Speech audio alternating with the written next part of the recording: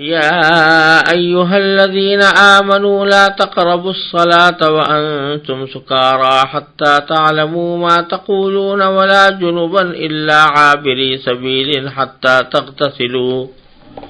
وإن كنتم مرضى أو على سفر أو جاء أحد منكم من الغائط أو لامستم النساء فلم تجدوا ماء فتيمموا صعيدا طيبا فامسحوا بوجوهكم وأيديكم ان اللہ کان عفوا غفورا۔ اے ایمان والو، جب تم نشے کی حالت میں ہو تو اس وقت تک نماز کے قریب بھی نہ جانا جب تک تم جو کچھ کہہ رہے ہو اسے سمجھنے نہ لگو، اور جنابت کی حالت میں بھی جب تک غسل نہ کر لو نماز جائز نہیں، الا یہ کہ تم مسافر ہو یا بیمار ہو یا سفر پر ہو یا تم میں سے کوئی قضاء حاجت کی جگہ سے آیا ہو یا تم نے عورتوں کو چھوا ہو، پھر تم کو پانی نہ ملے تو پاک مٹی سے تیمم کر لو اور اپنے چہروں اور ہاتھوں کا اس مٹی سے مسح کر لو، بے شک اللہ بڑا معاف کرنے والا بڑا بخشنے والا ہے۔ پچھلی آیات میں جو معاشرتی احکام دیے گئے تھے جن میں یتیموں کے ساتھ حسن سلوک، پڑوسیوں کے ساتھ حسن سلوک وغیرہ کا ذکر تھا، اسی کے ساتھ فرمایا گیا تھا وَاعْبُدُوا اللَّهَ وَلَا تُشْرِكُوا بِهِ شَيْئًا، کہ اللہ تبارک و تعالیٰ کی عبادت کرو اور اس کے ساتھ کسی کو شریک نہ ٹھہراؤ۔ تو اب عبادت کی جو سب سے بڑی شاخ ہے اور سب سے زیادہ اہم عبادت ہے وہ نماز ہے، اس نماز کے کچھ احکام اس آیت کریمہ میں بیان فرمائے گئے ہیں۔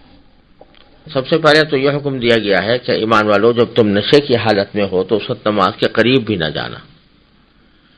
یہ آیت در حقیقت اس زمانے میں نازل ہوئی جبکہ ابھی شراب کی حرمت کا حکم اللہ تعالیٰ کی طرف سے نہیں آیا تھا۔ شراب پینا ایسا عمل تھا کہ جس کے اوپر مدتوں سے اہل عرب میں عمل چلا آ رہا تھا، اور شراب کی محبت ان کی گھٹی میں پڑی ہوئی تھی، یہاں تک ان کی محبت کا شراب سے یہ اندازہ لگائیے کہ تقریباً 200 نام ہیں جو صرف شراب کی مختلف کیفیتوں کے لیے عربی زبان میں وضع کیے گئے ہیں۔ تو اتنی محبت ان کو شراب سے تھی اور شراب سے اتنا لگاؤ تھا گویا شراب کے بغیر کسی عرب کا تصور مشکل تھا۔ چنانچہ جب اسلام آیا تو اس وقت بھی شراب نوشی کا دورہ تھا، اور اس عادت کو فوراً یکلخت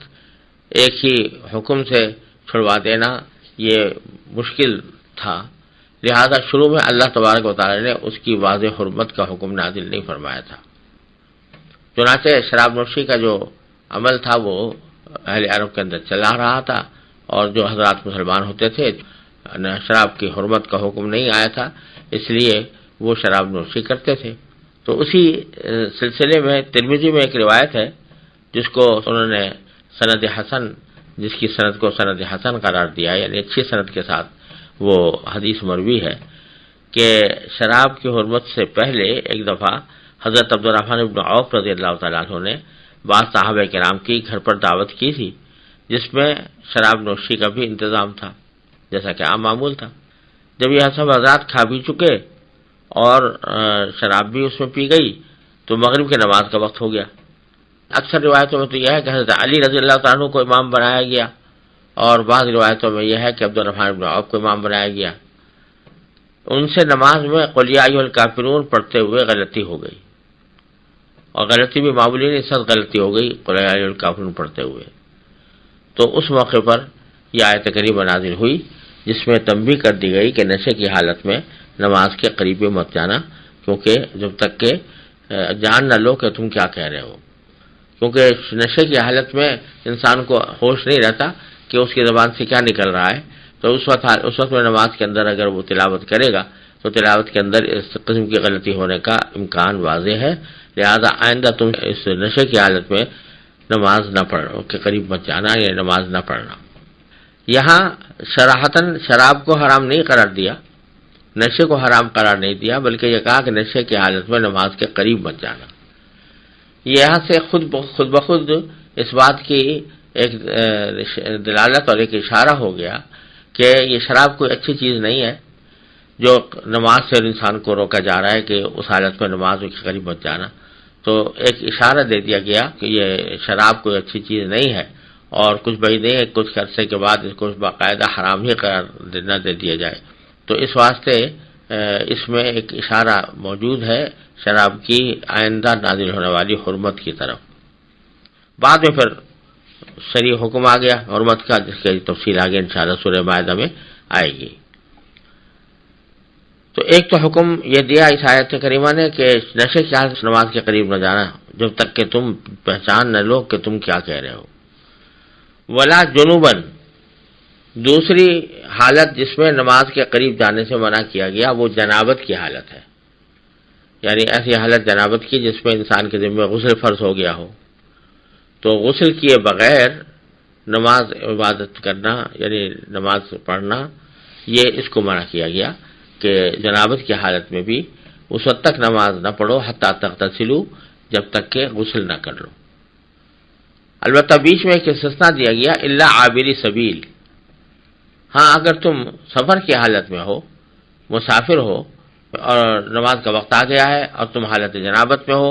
اور پانی مل نہیں رہا سفر کی حالت میں، جب عام طور سے جب اہل عرب سفر کرتے تھے صحراؤں وغیرہ میں تو وہاں پانی ملنا بڑا دشوار ہوتا تھا، تو اس لیے سفر کی حالت کو اس حالت سے تعبیر کیا گیا ہے جیسے گویا پانی موجود نہیں ہے. تو کہا یہ گیا کہ اگر پانی موجود نہ ہو تو اس صورت میں باوجود ہے کہ تم جنابت کی حالت میں ہو اس کے باوجود تم تیمم کر کے نماز پڑھ سکتے ہو. تو یہ استثناء بیچ میں ایک جملہ معترضہ کے طور پر لایا گیا ہے. اصل کہنا یہ تھا کہ لا جنوباً حتیٰ تغتسلوا، جنابت کی حالت میں بھی نماز کے قریب نہ جاؤ جب تک کہ غسل نہ کر لو. البتہ اگر تم حالت سفر میں ہو الا عابر سبیل، حالت سفر میں عابر سبیل کے معنی ہے راستہ قطع کرنے والے. تو راستہ قطع کرنے والے ہو یعنی مسافر ہو اور اس وقت میں پانی میں تمہیں نہ مل رہا ہو تو بے شک پھر جنابت کی حالت میں بھی تیمم کر کے نماز پڑھ سکتے ہو، جس کی تفصیل آگے آ رہی ہے. چنانچہ آگے پھر تیمم کی تفصیل بیان فرمائی کہ وہ ان کنتم مرضی، اگر تم بیمار ہو، او علی سفر، یا تم سفر میں ہو. دو حالتوں کا بیان فرمایا، ایک بیماری کا یعنی کوئی آدمی اتنا بیمار ہے کہ اس کو پانی کا استعمال کرنا اس کے لیے مضر ہے، یعنی اگر وہ پانی کا استعمال کرے گا تو بیماری بڑھ جائے گی، اور اس کا معیار یہ ہے کہ کوئی حاذق طبیب یہ کہے کہ تمہارے لیے پانی کا استعمال کرنا جائز نہیں ہے اور تمہارے لیے یہ پانی سے وضو کرنا یا غسل کرنا درست نہیں ہے ورنہ تمہاری بیماری کے بڑھنے کا اندیشہ ہے. تو اس حالت میں بھی تیمم جائز ہے. او علی سفر، یا تم سفر کی حالت میں ہو. یہاں پھر دوبارہ سفر کی حالت کا ذکر کیا ہے اور اس کی تفصیل بیان کی ہے کہ سفر کی حالت میں ہو فلم تجدوا ماء،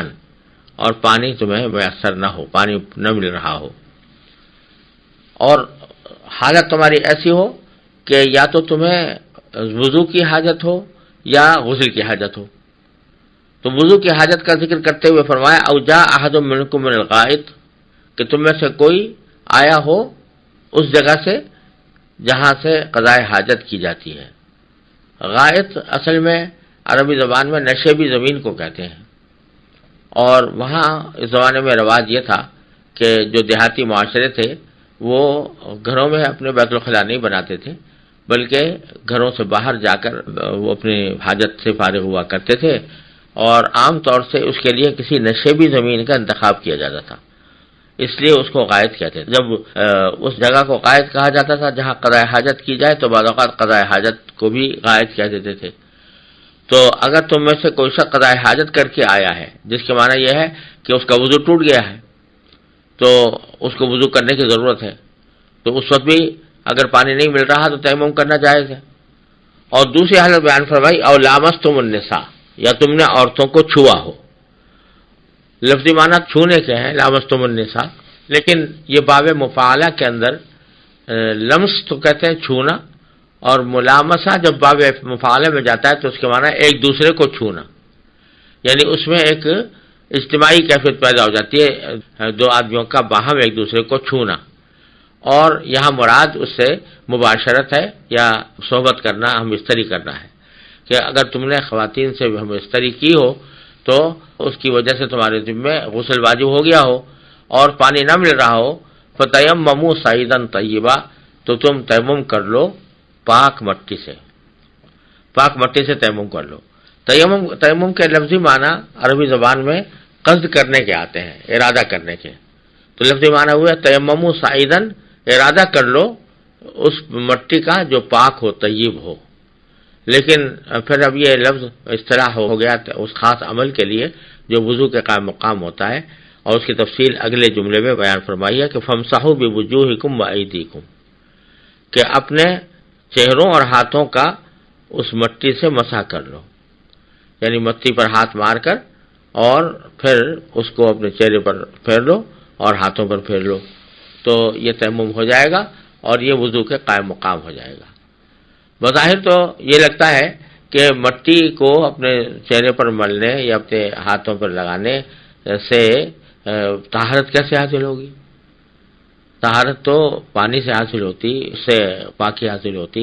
لیکن تو الٹا مٹی لگا لی تو اس سے طہارت کیسے حاصل ہوگی؟ تو اس کا جواب یہ ہے کہ یہ اللہ تبارک و تعالیٰ کی طرف سے ایک حکم ہے کہ اگر تم وضو نہیں کر پا رہے ہو تو کم از کم کوئی ایسی صورت بنا لو کہ جو وضو سے مشابہت رکھتی ہو،